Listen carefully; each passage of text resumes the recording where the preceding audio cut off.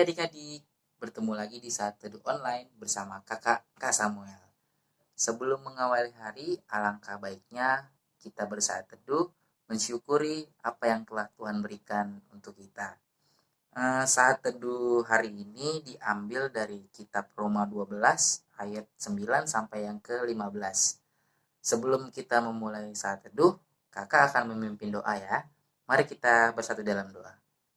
Bapa yang baik, Bapa yang bertata di dalam kerajaan surga, terima kasih Tuhan atas penyertaan-Mu, sehingga kami boleh terbangun dari tidur kami untuk mengawali hari ini. Sebentar kami ingin mendengarkan firman-Mu, kami ingin membaca firman-Mu. Pimpin kami Tuhan, agar kiranya firman yang kami dengar boleh kami lakukan dalam kehidupan kami. Terima kasih Tuhan, hanya di dalam nama anak-Mu, Tuhan kami Yesus Kristus. Amin. Baik, adik-adik, kakak akan membacakan saat teduh yang diambil dari kitab Roma pasal 12 ayat yang 9 sampai dengan 15. Demikian, nasihat untuk hidup dalam kasih. Hendaklah kasih itu jangan pura-pura, jauhilah yang jahat dan lakukanlah yang baik. Hendaklah kamu saling mengasihi sebagai saudara dan saling mendahului dalam memberi hormat. Janganlah hendaknya kerajinanmu kendor. Biarlah rohmu menyala-nyala dan layanilah Tuhan. Bersukacitalah dalam pengharapan, sabarlah dalam kesesakan, dan bertekunlah dalam doa. Bantulah dalam kekurangan orang-orang kudus, dan usahakanlah dirimu untuk selalu memberi tumpang. Berkatilah siapa yang menganiaya kamu, berkatilah dan jangan mengutuk. Bersukacitalah dengan orang yang bersukacita, dan menangislah dengan orang yang menangis. Demikian firman Tuhan. Saat teduh pagi ini bertemakan hidup dalam kasih. Di sini ada cerita tentang seorang anak yang bernama Miko. Kakak akan membacakan kisahnya.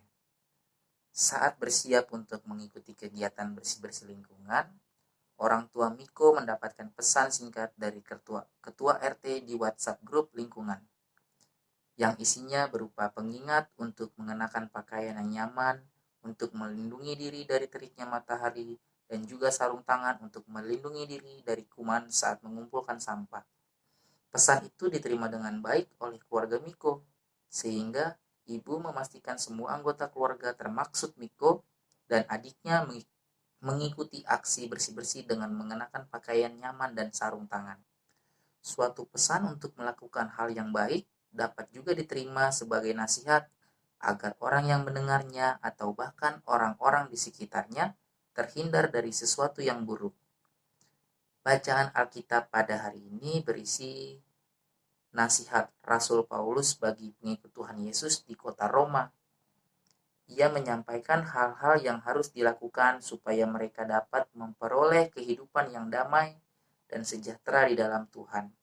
Isi nasihatnya mengingatkan para pengikut Tuhan Yesus, termasuk kamu, untuk menunjukkan kasih yang tulus kepada sesama ciptaan dan menjauhi diri dari segala perbuatan yang jahat.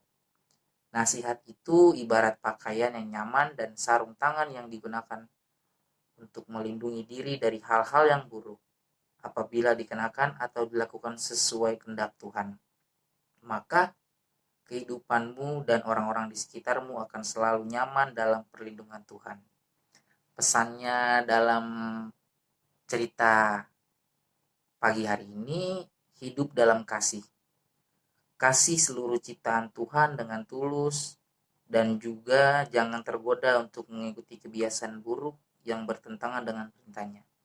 Jadi adik-adik harus menjalani kasih yang diajarkan oleh Tuhan Yesus melalui Rasul Paulus, seperti yang Rasul Paulus lakukan di kota Roma.